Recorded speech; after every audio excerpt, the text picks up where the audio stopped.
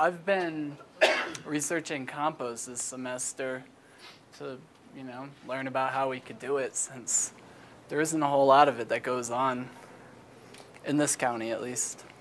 But people are looking at it. So, like, the whole thing about compost is really just utilizing decomposition. And decomposition happens all the time. It's the way that we can take, like everything that's living, that we use nutrients and we incorporate them into our bodies, and then we die. And what happens next? We decompose. So, yeah, compost is a good way to recycle those nutrients and the energy too, but we'll get into that. Yeah, so like a tree will fall in the forest, it'll get surrounded by poison oak, and then a bunch of bacteria and worms and all sorts of bugs will come in, and they'll see it as just prime ground to go in and find their niche in the environment. And their niche is basically, they get a lot of energy from it, and they get to live their lives. But in the big scheme of things, they put everything that was in that tree back into the ground, which is pretty cool for the plants and things that eat the plants and things that eat those things. It's like, just like recycling plastic or aluminum or any sort of other material. And it's mostly bacteria that does it. There's all these other little creatures, but bacteria, the things that make up the 20% or whatever of our cells in our body, it's mostly bacteria. They do a lot of work. And, like, rot is basically bacteria. It's all the bacteria eating everything and taking in the nutrients and then putting it back.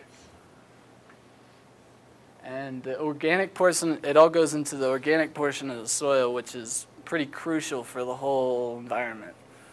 If the organic portion holds the nutrients, it holds moisture, it's the home for all these little creatures to inhabit. And it's nice, it smells nice. This is our solution right now for decomposition. We don't want to see it. Let's just shove it over here and bury it in a hole. It's called a landfill. And the problems with putting your organic stuff in a landfill is when it's in a forest, it naturally decomposes, and there's plenty of oxygen and water and all these things which are very important. In a landfill, it gets compacted, and then it gets buried.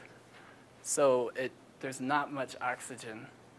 And when oxygen isn't available, the bacteria a new type of bacteria comes in, and they turn all the organic matter into methane.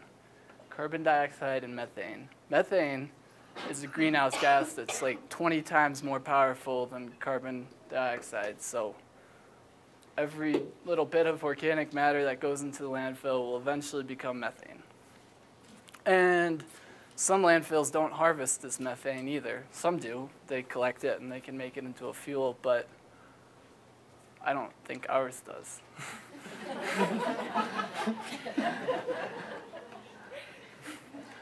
But we don't have to do that. We can take out our organic matter, which is just like food scraps and those sorts of things. And really all we have to do is throw it into a pile. And then bacteria does all the rest of the work. You avoid making methane, you avoid filling up the landfill, ours which has 5 years left of life. And the less you put in it, the longer your landfill will last, and the less you'll have to find a new space to throw your stuff. And for a compost pile, all you have to do is really try and keep conditions right for the bacteria to do their own work. What does that mean? You need to keep it moist. In a place like Leadville, it's pretty dry, so you have to monitor it a little bit, or just put some water on it, sprinkle it, keep it wet. Bacteria like that sort of thing. Keep the temperature right, which just basically means don't freeze it, especially with the size that you would deal with if you made a small compost pile, because that could easily freeze, and if it freezes, nothing's going to happen. Keep air. It needs oxygen, because if there's no oxygen, then it's anaerobic, and you start making methane again. That's what you were trying to avoid in the first place. And it helps it to smell nicer, too. And you need to feed it. Feed your compost pile a balanced diet. This means browns and greens. Browns are high in carbon. These are things like paper and sticks and brown stuff. And then greens are things that are higher in nitrogen. This would be your food waste or biosolids, like manure. Leaves. These are all, you need to have the balance or else it'll start smelling on you.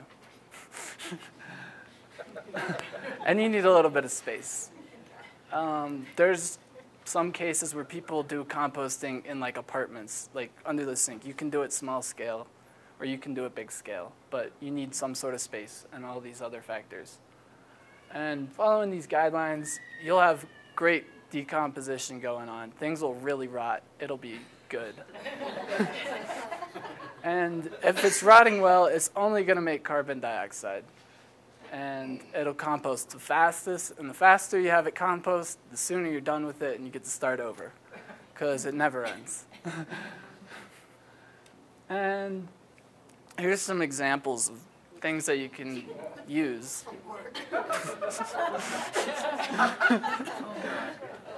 And especially out of school, lots of things of these are abundant.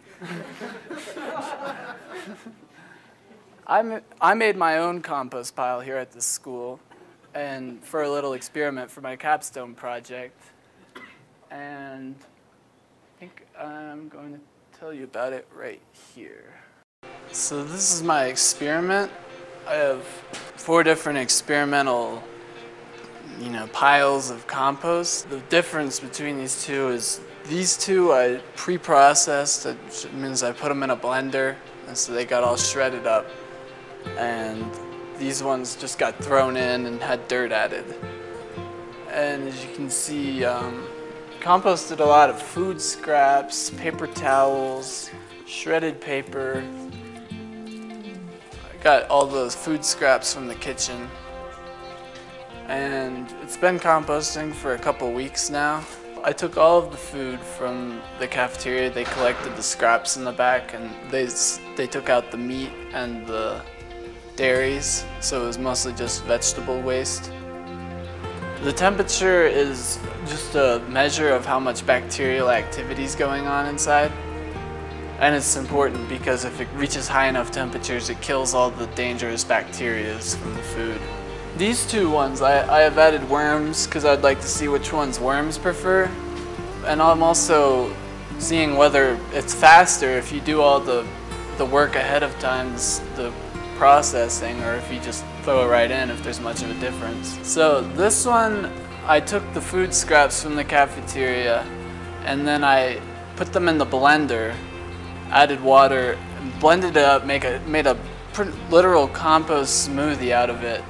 Added some dirt, added the paper towels, and then mixed it all up and tried to make a nice pile in the center. And I'm predicting that that will be faster because it's gotten processed. This next one, I skipped the whole blender aspect. I just took the waste, added paper towels, added shredded paper, mixed it up, added dirt. With this pile, I repeated the same process as in this one, except for there's less water. And I added worms to the far end to see how they would like this sort of compost. And this one would be the same as this one, with the worms at the end. So this experiment is to basically see what would be the easiest method for us to do here on campus if we wanted to compost. And there's a whole lot of life going on in this pile.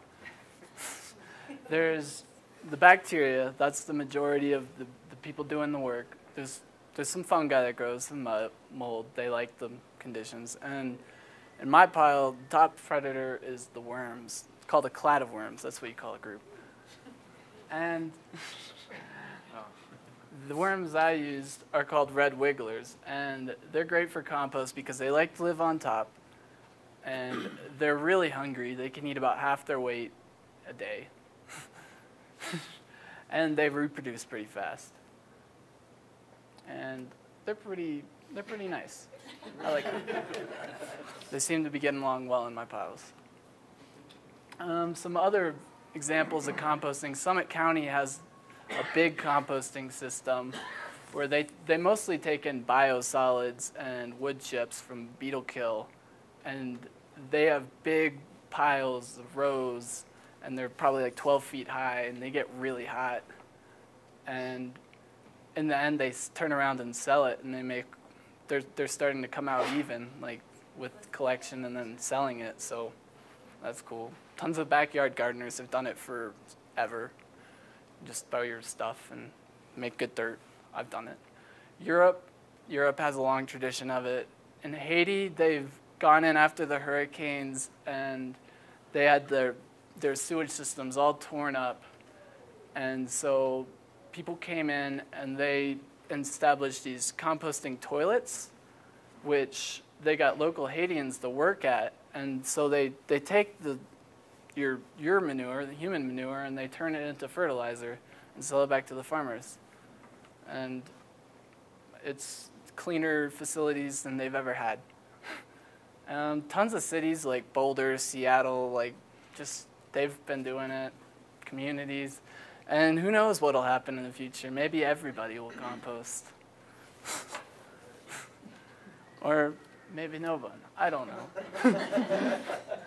And so, to review, we'll reduce the amount of waste we'll put in there if we compost. Reduce the amount of methane that makes from the landfill.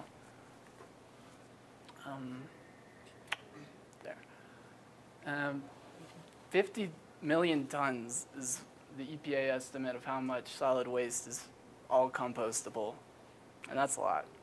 On campus, I estimated that we'd have 1,000 pounds just in one semester.